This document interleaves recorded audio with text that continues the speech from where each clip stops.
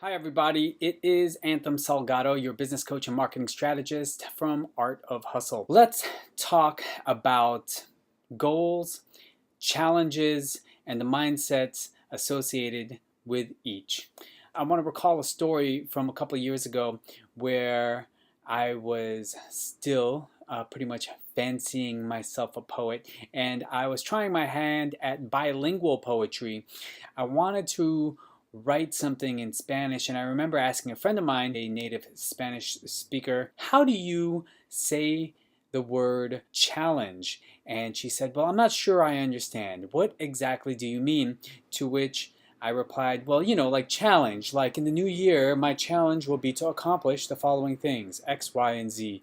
And she said, well, that's really interesting, because in Spanish, we don't use challenge in that way. She basically let me know I was searching for the wrong word. She said, you don't mean challenge, you mean goal, a thing you want to accomplish, right? I said, yes, that's right. It occurred to me that for a long while, I was thinking of my goals and challenges as synonymous when in reality, it had to be pointed out to me that they are not synonymous. Goal is something you aspire towards, and challenge is something you struggle against.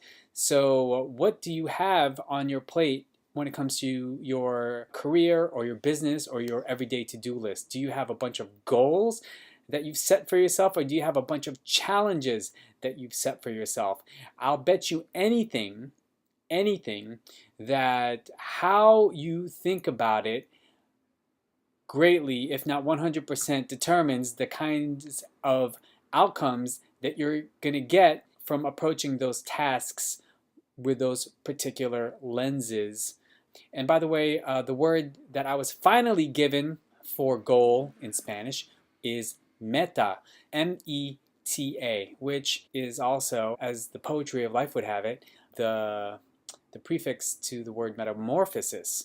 It turns out the poem I was writing was way less interesting and poetic than the actual poetry of the moment of discovering these kinds of things. While it's not something that you can necessarily actionize physically, it is something to apply psychologically. We set goals, we don't set challenges. I've been thinking about my goal setting in this way for many, many years.